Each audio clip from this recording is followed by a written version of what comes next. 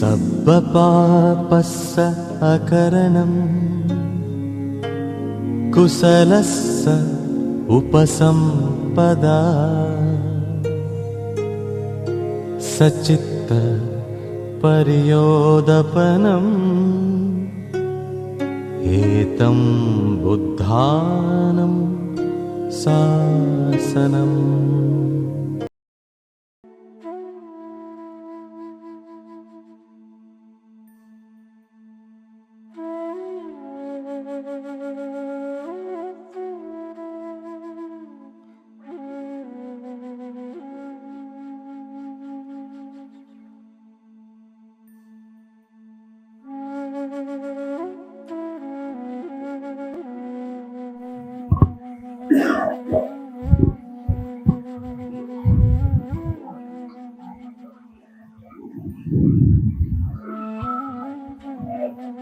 महाकारुणिक तथागत भगवान गौतम बुद्ध तथागतांच्या सद्धम्म तथागतांच्या श्रावक संघ या तिन्ही रत्नांना त्रिवार वंदन। विश्वरत्न परमपूज्य बोधिसत्व डॉक्टर बाबासाहेब आंबेडकर यांना ही त्रिवार अभिवादन। इथे वर्षाच्या निमित्ताने नित्यनेमाने येणारे श्रद्धावान उपासक उपासिका सर्वांच्या प्रति मंगल मैत्री मंगल कामना।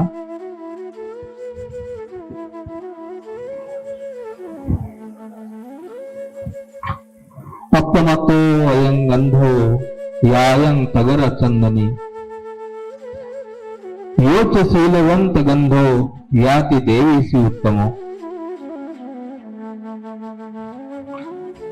भगवान बुद्ध काय म्हणतात? अप्पमतो एय गंधो यायं तगर चंदनी योच शीलवंतं गंधो याति देवीसी उत्तमो। म्हणजे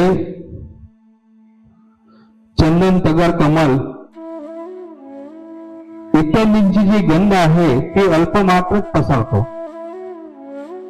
पण जो शीलवान आणि सदाचारी आहे त्याची सुगंध मात्र देवतापर्यंत पोहोचत असते। तर असेच अनेक शीलवान सदाचारी उत्तम उपासक उपासिका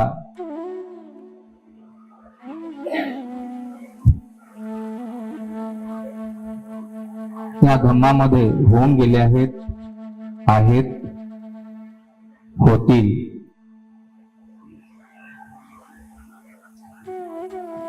तर सदाचार शील काय म्हणता येतं? जो शीलवान आणि सदाचारी असतो त्याची सुगंध देवतापर्यंत पोहोचते। तर शीलवान सदाचारी कुणाला म्हटलं पाहिजे? शीलवान तो ज्या व्यक्तीमध्ये त्याग असतो, सदाचारी तो जो धैर्यवान असतो आणि धैर्यवान होऊन जो आपल्या स्वयंच्या सदाचाराचं पालन करत असतो, दुराचार करत नाही। सदाचार करण्यासाठी कितीही कष्ट परिश्रम करावे लागले तरी तो डगमगत नाही। भगवंताच्या काळात तेव्हाही होऊन गेले।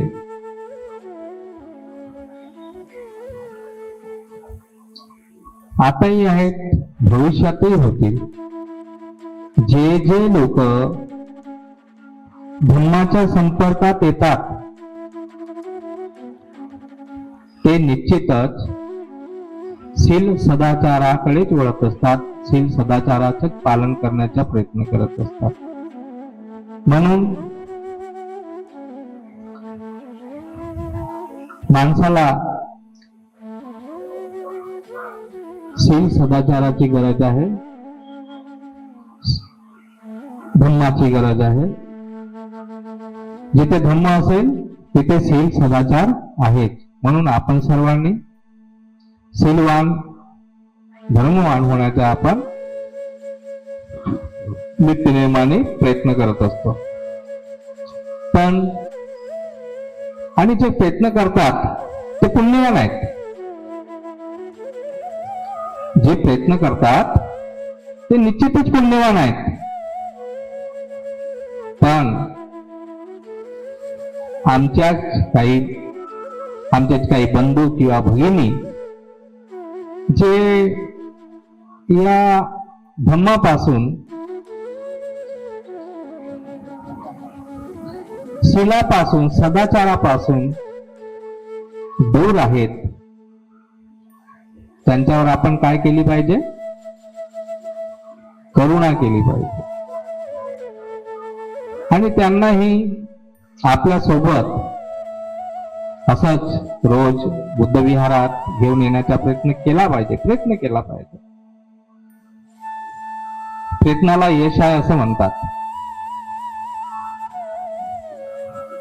पण नाही येत असतील, प्रयत्न करूनही येत नाही, तर बिचाऱ्या किंवा जे बिचारे आपले बंधू बांधव आहेत, भगिनी आहेत, किती अभागे आहेत याचा पण आपण विचार केला पाहिजे. तसेच अनेक अभागी लोक आमच्या समाजामध्ये, आमच्या धर्मामध्ये आम्हाला पाहायला मिळतातच.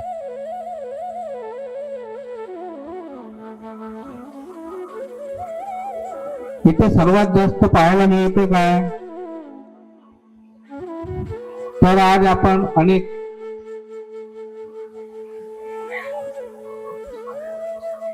महिलांना, स्त्रियांना पाहतो.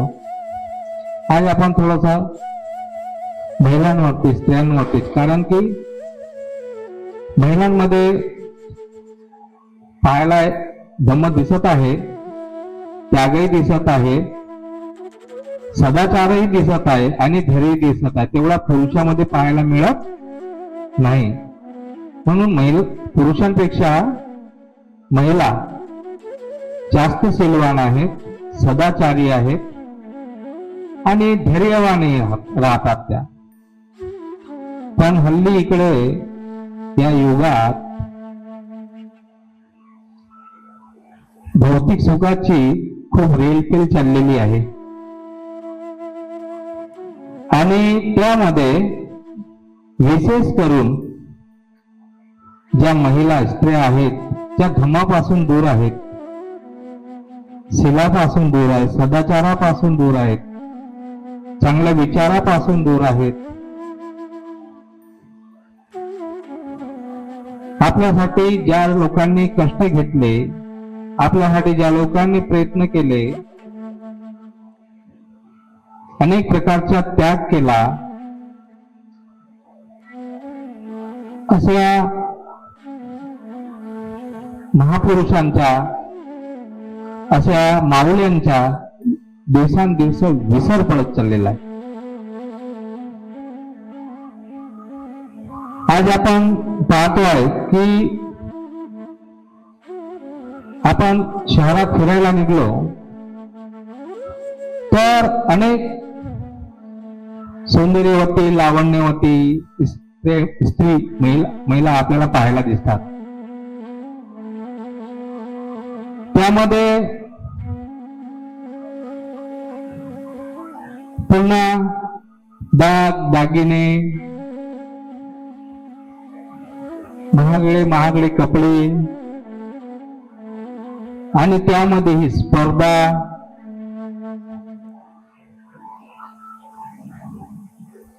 गाडी, बंगला, पैसा,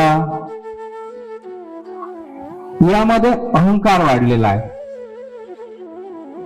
आणि हे असल्यामुळे, अशा प्रकारचा अहंकार असल्यामुळे त्या माता धम्मापासून दूर होत चाललेल्या आहेत. अधोगतीकडे चाललेले आहेत. कारण की शील सदाचार नसल्यामुळे ते देवता लोकांमध्ये तर जाणार नाही, है ना. कारण शील सदाचारी लोक त्यांचा सुगंध इथे असताना सुद्धा, जिवंत असताना त्यांच्या शील सदाचार सुगंध देवता लोकांपर्यंत पोहोचतो. ते त्यांच्यावर प्रसन्न असतात. तर अशा प्रकारची जी आपल्याला पाहायला मिळत आहे, जो मीपणा, जो अहंकार पाहायला मिळत आहे. दुसरी गोष्ट, अधिक अशाही महिला बऱ्याचशा पाहायला दिसतात. आणि परिस्थिती माहीत आहे, ज्यांना त्यांना माहीत असेल, पुरुषांना तर चांगलीच माहीत असेल, महिलांना तरुणही माहीत राहत नाही. पण जे धर्मात आहेत ते तशा प्रकारे प्रयत्न करत नाही.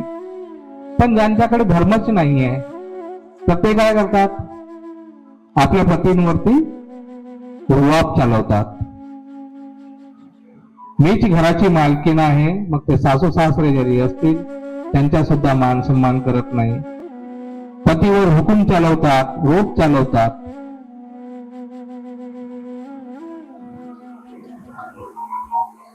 सौंदर्य प्रसाधनामध्ये दंग असतात,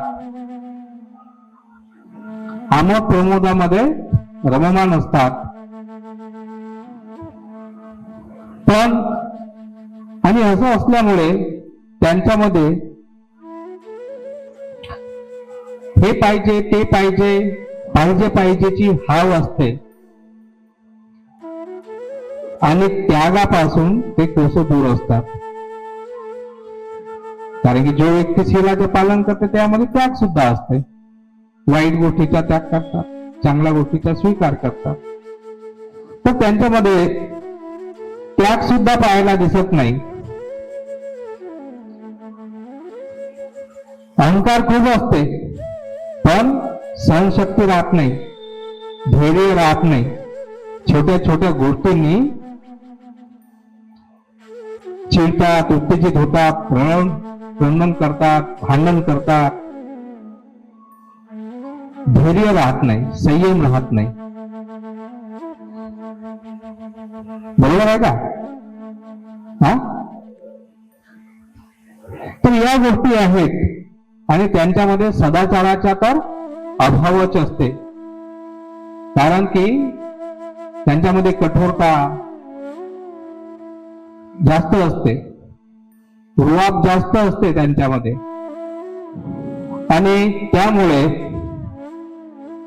त्याग, धैर्य, सदाचार याची गुणवत्ता आता सध्याच्या काळात पाहायला थोडी दुर्मिळ वाटते, दुर्मिळ होत चालली. म्हणजे धम्मामध्ये येत आहेत, त्यांच्यामध्ये मात्र ते हळूहळू येत आहे. शील, सदाचार, धैर्य, त्याग, चांगली गुणवत्ता. त्यामुळे ते आंतरिक सुख प्राप्त करत आहेत. बाह्य आपत्ती विपत्तीमुळं किंवा अस्तुती, निंदा, परिस्थिती याच्यावर धैर्याने, संयमाने मात करत आहेत. तर अशा माऊल्या या काळात आहेत. पण त्या माऊल्यांची गोष्ट करा ज्यांनी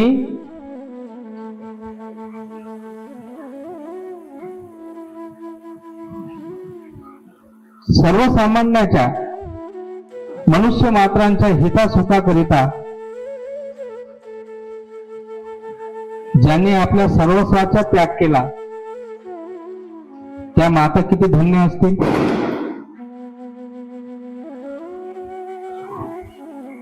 ज्यांनी अपार कष्ट केले, पतींचा वियोग सहन केला आणि आपल्या इच्छा, आकांक्षा, आपल्या मनोकामना त्यागून ज्यांनी स्वतःच्या सुखाचा त्याग करून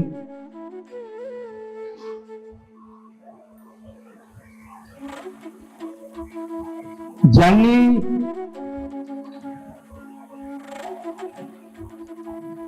सुख, सौंदर्य, दागदागिने याची इच्छा न करता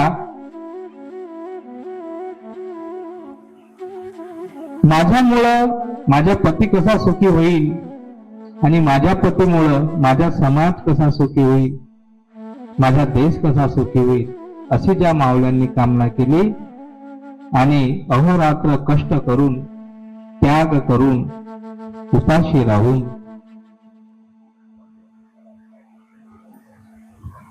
परिवाराला सांभाळून आणि पतीची सेवा म्हणून ज्यांनी आपल्या सर्वस्वाचा त्याग केला, अशा माऊल्या आता बस फक्त ऐकायला मिळतात. भविष्यात कधी जन्माला येतील हे एक आता स्वप्नच आहे. त्यात आमची माता माऊली रमाई, तिचा त्याग तर तुम्हाला माहीतच आहे. अनेकदा तुम्ही तिच्या त्यागाबद्दल ऐकलेलं आहे. जेव्हा माता रमाईच्या कष्टाबद्दल, पतीच्या वियोगाबद्दल, तिच्या त्यागाबद्दल, तिच्या परिश्रमाबद्दल, तिच्या पतिसेवेबद्दल आणि पतिसेवा अशी की पतीलाही पतीकडून काही न कामना न करता, काही इच्छा न करता, माझ्या पतीने या समाजाचा उद्धार केला पाहिजे, त्यासाठी तिने रात्र दिवस कष्ट करून, उपाशी राहून, गोव्या थापून आपल्या परिवाराचं पालन पोषण केलं. पायी पायी जगून आपल्या पतीच्या शिक्षणासाठी सुद्धा तिने पैसे पाठवला. कधी चांगली साडी घातली नाही, की कधी चांगलं दागिनं घातलं नाही, कधी सुरुची असं तिला भोजन मिळालं नाही. तरी पण तिच्या त्यागातून, तिच्या धैर्यातून आणि तिच्या परिश्रमातून जे डॉक्टर बाबासाहेब आंबेडकर घडले, ज्यांच्यामुळे तुमचा, आमचा, समाजाचा, या देशाचा उद्धार झाला, अशा माऊलींना खरोखर लाख लाख सलाम करावं तरी कमीच आहे.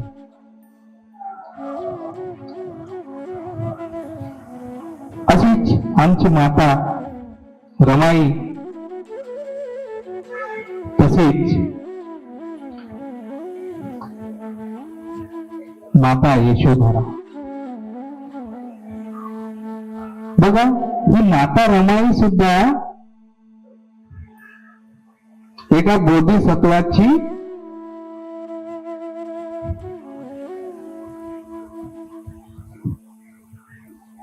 जीवन संगिनी बनते.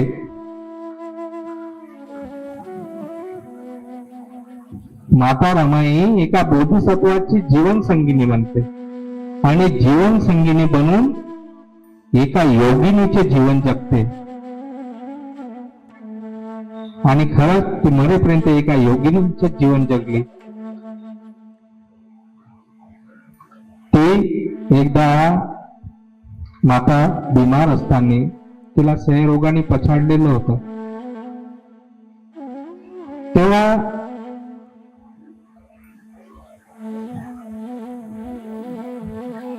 भाऊ फोनसाने एकदा ती बाबासाहेबाला म्हणाली की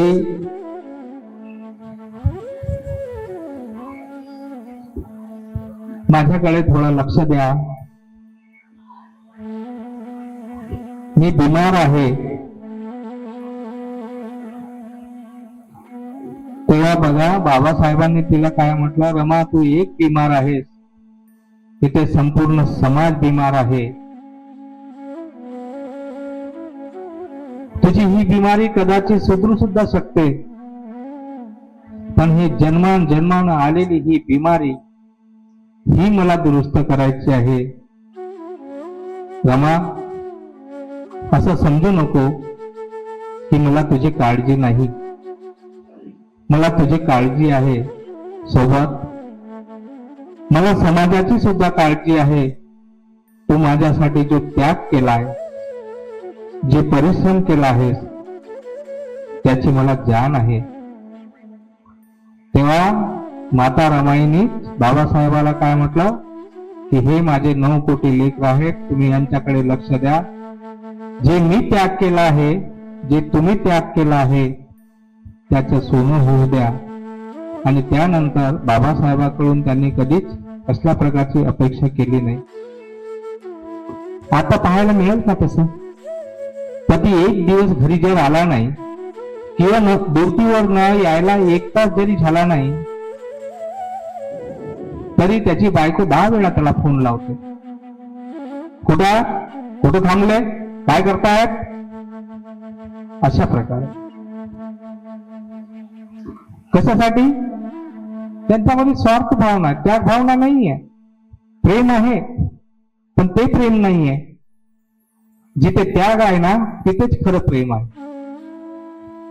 जिथे काही इच्छा आहे ना, आसक्ती आहे, काहीतरी प्राप्त करण्याची इच्छा आहे, आणि तिथं जे प्रेम दिसत असेल ते प्रेम नव्हे, प्रेम त्यागातून दिसून पडतं.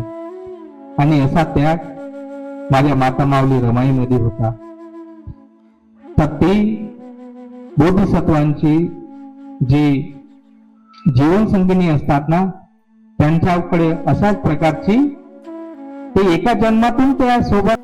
तर अशाच प्रकारची माता यशोधरा सुद्धा भगवंताच्या काळात यशोधरा कोलीय राज्याच्या राजा दंडपाणी यांची पुत्री यशोधरा. पाहायला सुंदर, सद्गुणी, सदाचारी. तिचा विवाह बोधिसत्व सिद्धार्थाशी होते. विवाह झाल्यावरती 10-12 वर्ष चांगल्या प्रकारे पती पत्नीचा संसार करतात. आणि अशी परिस्थिती येते की जी राज्यावर येते परिस्थिती. त्या रोहिणी नदीच्या त्या पाण्यावरून 2 राज्यामध्ये वाद सुरू होते. वाद एवढा विकोपाला जाते की परिस्थिती युद्धावर येऊन ठेपते. जेव्हा परिस्थिती युद्धावर येऊन ठेपते, त्यावेळेस हा जो बोधिसत्व सिद्धार्थ आहे, एक राजपुत्र असूनही, राजकुमार असूनही तो युद्धात भाग घेण्यास नकार देतो. आणि त्याच्यामुळे गणराज्य असल्यामुळे त्या गणातले लोक त्यांच्या समोर 2 प्रश्न ठेवतात. एक तर युद्धात सहभागी हो, अन्यथा हा देश सोडून तू मुक्त हो, अन्यथा तुझा राजपाट, तुझ्या माता पिताचा राजपाट सुद्धा हिरावला जाईल. या विचाराने, सर्व जनतेचा विचार करून युद्धातून काही सार्थ होणार नाही. एका पाण्याच्या वादावरनं रक्त वहावं लागेल,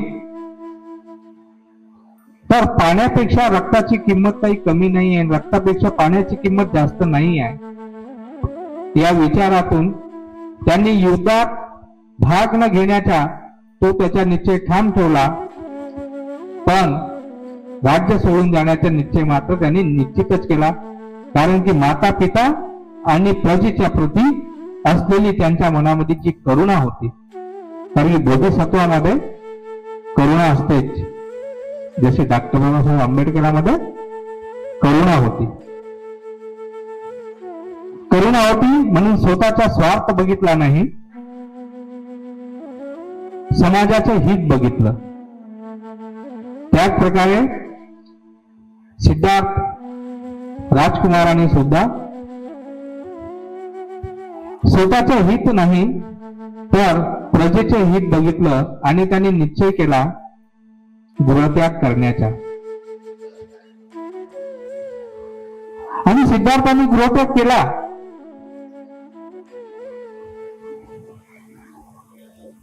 जेव्हा सिद्धार्थाने गृहत्याग केला ते संन्यस्त झाले,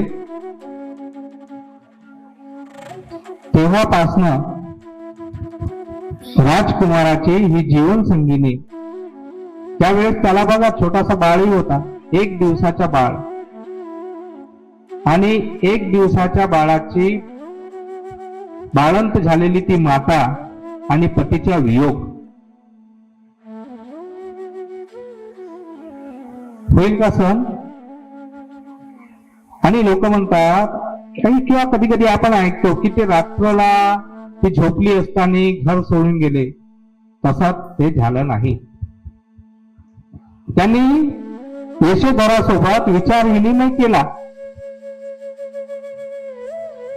की एकतर माझ्या मनामध्ये कसल्या प्रकारची जास्त आसक्ती नाहीये, कुण्याच गोष्टीच्या माझ्या मनामध्ये, भौतिक सुखामध्ये माझे मन रमत नाही, आणि त्यामधून राज्यामध्ये अशा प्रकारची परिस्थिती उद्भवलेली आहे, आणि हे लोक असे का वागतात? मनुष्य मनुष्याचा खून करण्यास का तयार होतो? मनुष्य मनुष्याशी मनुष्य सारखं का वागत नाही? मैत्रीने का वागत नाही? काय इथे तू मी कलह पाहायला मिळते, राग द्वेष लोक पाहायला मिळते? काय हे सुख आहे का? यापेक्षा अधिक जगात कुठलं सुख नसेल का?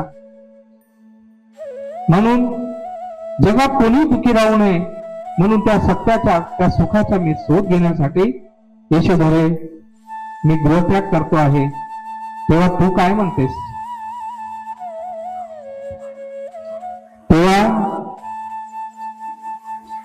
यशोधराने त्याला भारी मनाने तिने अगोदर दुःखीत झाली. कोणतीही पत्नी असेल अशा वेळी दुःखी होईल, कारण की 1 दिवसाच्या माझा बाळ, आता माझे एवढं आयुष्य पडलेलं आहे, माझ्या बाळाचं आयुष्य आहे, भविष्य आहे, आणि माझ्या पती मला सोडून देईल. कोणती पत्नी जाऊ देईल?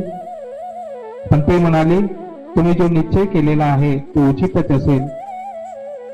तुम्ही असं ज्ञान शोधा, असं सत्य शोधा की ज्यामुळे जगात सर्व लोक सुखी होतील, आणि तुम्हाला वाटलं तर तुम्ही मला भेटायला या किंवा परत या. अशा प्रकारे ते झाला. पण अनुमती घेऊन गेले ते. आणि जेव्हा सिद्धार्थाने गृहत्याग केला त्या दिवसपासनं त्या मातेने सुद्धा एका संन्यासी सारखे, एका योगिनी सारखे दिवस जगली. साधे कपडे, साधं भोजन, साधं राहणीमान, जमिनीवरच झोपायची, उच्च विलासाची ते गाद्या, दाग दागिने शृंगार सर्वांचा तिने त्याग केला. आणि तिचा हा त्याग बहुजनांच्या हिताच्या, सुखाच्या, आज साऱ्या विश्वाच्या सुखाचा तिचा त्याग फळास आला. त्या मातेचे सुद्धा असीम असे उपकार आहेत या भारतभूमीवर. जर तिने त्यावेळेस जिद्दीसारखी एक तर त्याच्या सोबत गेली असती तरी तो बुद्धत्व प्राप्त करू शकला नसता. संन्यास जरी तिने त्यासोबत घेऊन त्यासोबत गेली असती तरी सिद्धार्थ बुद्धत्व प्राप्त करू शकत नव्हता. किंवा ती पुन्हा कधी आठवण म्हणून सानी त्याचा शोध घेत तिथे गेली असती तरी बुद्धत्व प्राप्त करू शकत नव्हता. पण त्या माता यशोधरेच्या त्यागामुळं एक दिवस हा सिद्धार्थ बोधिसत्व बुद्धत्व प्राप्त करतो. आणि बुद्धत्व प्राप्त केल्यानंतर 7 वर्षांनी, किती वर्षांनी? 7 वर्षांनी पुन्हा तो त्या कपिलवस्तू नगरीमध्ये येतो. तेव्हा जेव्हा पहिल्यांदा, आता तिथे भगवंत जेव्हा येतात तर सर्व लोक त्यांचा आदर सत्कार करतातच, सर्व लोक त्यांना भेटायला पाहायला जातात, कुटुंबातले लोक सर्व त्यांना भेटायला जातात. पण मात्र यशोधरा त्याला भेटायला जात नाही. बघा, बुद्धाला भेटायला जात नाही. तिला तिच्या त्यागाबद्दल बघा केवढा म्हणजे स्वाभिमान होता, आत्मविश्वास होता की खरोखरच ते माझ्या त्यागाला जाणत असतील तर ते मला भेटायला येतील, मी त्यांना भेटायला जाणार नाही. अहंकार नव्हता, पण इच्छा होती. आणि तेव्हा बुद्धाने विचारलं की इथे सर्व दिसत आहेत, यशोधरा कुठे आहे? ती दिसत नाही. तेव्हा राजा म्हणाला की तू जेव्हापासनं गेला ना तेव्हापासनं तिनं संन्यस्त जीवन जगली आहे. एकच टाइम जेवायची, साधं जगायची, साधं राहायची, पूर्ण संन्यासासारखं जीवन जगली आहे. पण आमची सेवा सुद्धा ती करायची. आणि म्हणून कदाचित तिच्या मनामध्ये जे पूर्वीचे प्रेम असेल किंवा काही असेल तर त्यामुळे ते येऊ शकले नाही, अशा प्रकारे सुधरून तिला म्हणाला. तेव्हा तथागत भगवान गौतम बुद्ध तिला भेटायला निघाले.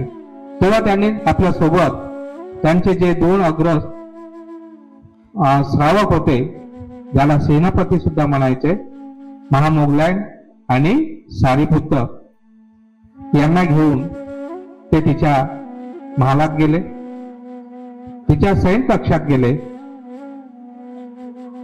तेव्हा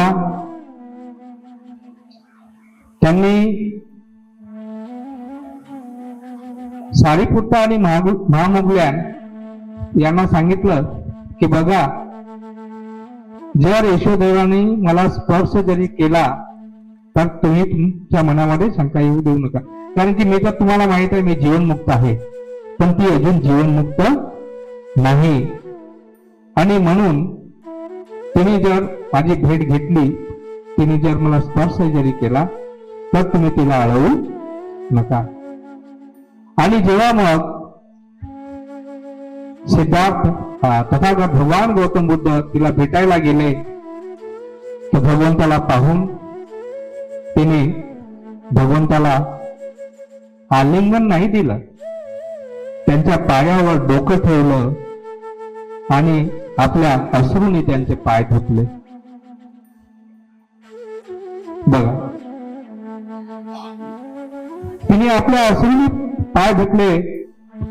आणि जेव्हा बुद्ध खाली चारिका करत होते त्या अगोदर, तेव्हा तिच्यासोबत जो राहुल होता 7 वर्षाचा, त्यांनी त्या बुद्धाचा परिचय एवढ्या सुंदर प्रकारे दिला आहे की खूप सुंदर प्रकारे दिला आहे. एक असं सांगतोय की त्यांनी राहुलला काय सांगितलं की ज्याप्रमाणे तारांगणाने चंद्रमा वेळून आणि सुशोभित दिसतो, तशा प्रकारे हा जो सर्व भिक्खू लोकांनी वेढलेला आहे आणि त्या सर्वांमध्ये शोभायमान उठून दिसतो आहे, तो तुझा पिता आहे. नरसिंह गाथामध्ये त्यांचे सर्व आला आहे, तुम्ही वाचा अनुवाद, तुमच्या लक्षात येईल नरसिंह गाथामध्ये. आणि तेव्हा मग सिद्धार्थ, तिचे मन थोडं शांत झालं, तेव्हा तिने सिद्धार्थाला, तथागत भगवान गौतम बुद्धाला, तो राहुल तिच्या जवळ होता, त्या राहुलचा हात धरला आणि त्याच्या हातात दिला आणि ती काय म्हणाली की आता बघा माझ्याकडे देण्यासारखं काही नाही आहे, मी सर्व गोष्टीचा त्याग केलेला आहे. धन संपत्ती, सोनं पैसा, राजपाट या गोष्टीचा मी इथे असूनही त्याग केलेला आहे. आता तुम्हाला देण्यासाठी, दान देण्यासाठी माझ्याकडे काही नाही आहे. पण तिने त्या राहुलच्या हात तथागताच्या हातात दिला आणि ती म्हणाली मी तुम्हाला हे देऊ शकतो, हा राहुल माझ्या लई प्रिय आहे आणि सर्वात प्रिय वस्तू मी तुम्हाला देत आहे. आणि तिने आपल्या मुलाचं दान दिलं भगवंताला. तर जगातली पहिली दायिका यशोधरा ठरली, जे आपल्या पुत्रांच्या किंवा पुत्रीला भिक्खू संघाला दान देते ते माता पिता खरे दायिका. त्यानंतर सम्राट अशोक स्वतःहून आपल्या मुलामुलीला दान दिलं. पण त्या अगोदर सर्वात पहिली जर कोणी दायिका असेल दान देणारी भिक्खू संघाला आपला पुत्र, आणि तोही एकुलता एक पुत्र, तर ती होती माता यशोधरा. असा माता यशोधराचा त्याग, असं माता यशोधराचं दान. आणि त्यानंतर राहुल त्यांच्या मागे मागे गेला. त्या राहुलला म्हटलं की यांच्याकडून तू संपत्ती माग, तू यांचा वारसदार आहेस, तू आपला वारस हक्क माग, तू यांचा पुत्र आहेस, तू याला वारस हक्क माग. तेव्हा बुद्धाने काय म्हटलं, तू मागते की मला वारस द्या, वारसा द्या. तेव्हा बुद्ध काय म्हणते, तुला मी काय वारसा देऊ, पण हो मी तुला असा वारसा देऊ शकतो जो अक्षय आहे. ही जी धन संपत्ती आहे ती तर नष्ट होणारी आहे, पण मी तुला जो वारसा देईल तो अक्षय आहे. आणि अक्षय निधी त्यांनी त्याला अक्षय निधीचा वारसा दिला. राहुल सुद्धा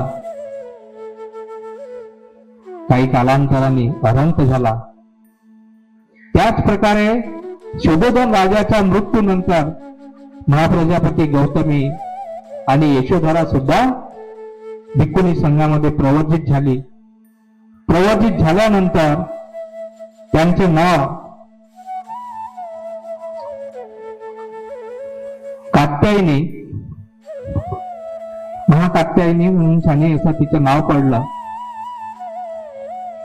आणि तेही जीवनमुक्त झाली. भगवान बुद्धांनी सांगितलेल्या मार्गावर 4 आर्य सत्याचा अभ्यास करून आर्य अष्टांगिक मार्गाच्या शील समाधीमध्ये प्रतिष्ठित होऊन तेही जीवनमुक्त झाली. आणि जेव्हा जीवनमुक्त झाली तर शेवटच्या क्षणी ती काय म्हणते, बुद्धाजवळ गेली आणि म्हणते मी आता परिनिवृत्त होणार, म्हणजे माझे परिनिर्वाण होणार. तेव्हा मी फक्त तुम्हाला सांगायला आली आहे, आज्ञा घ्यायला नाही.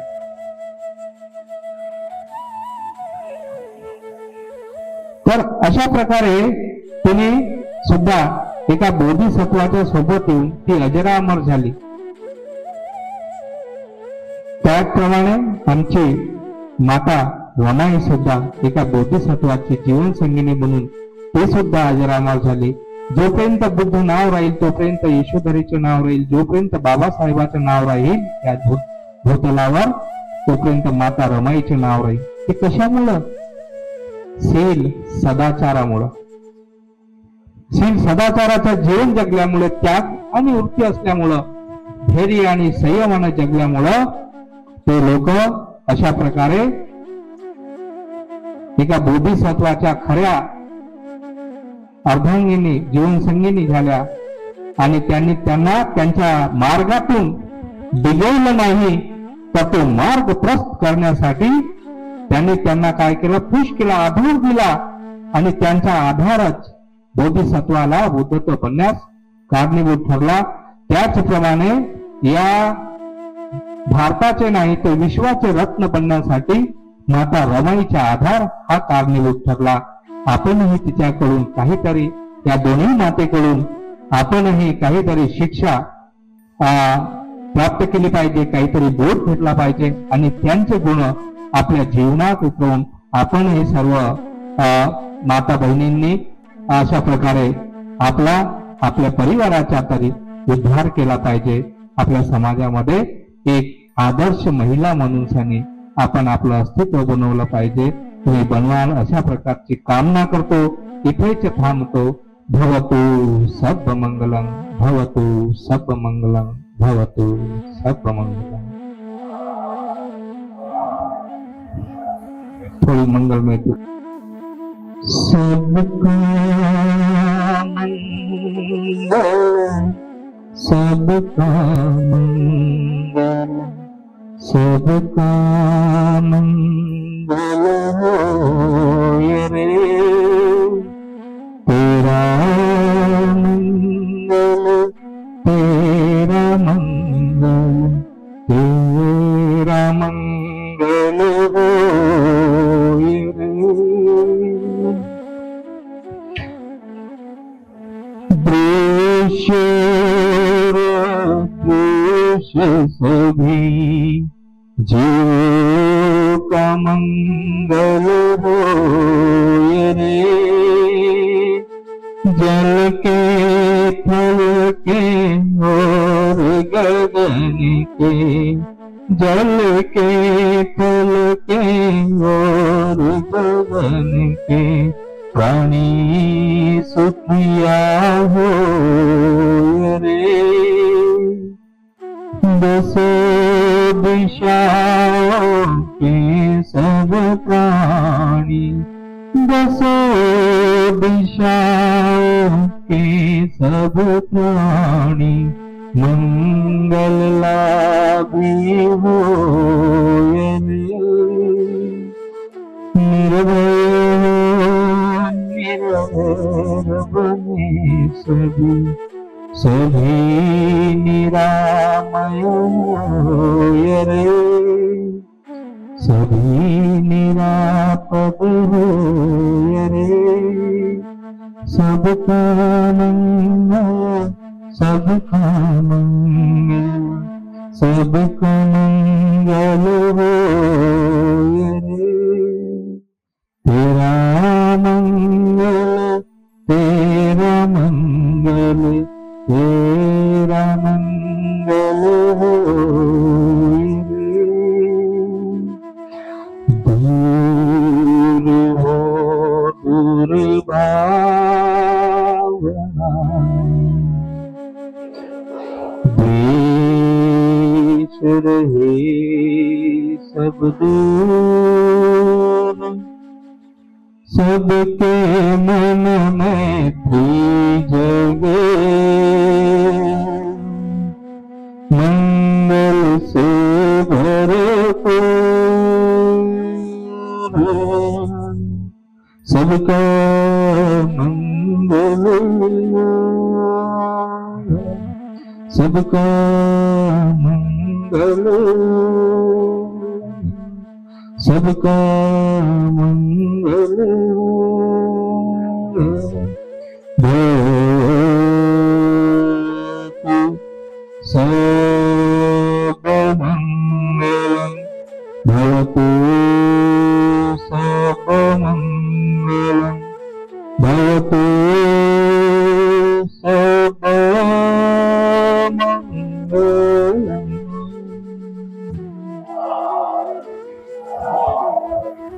मंगल सुखी सर्वांचं मंगल, सर्वांचे कल्याण, सर्वांचे स्वस्थ सुखी.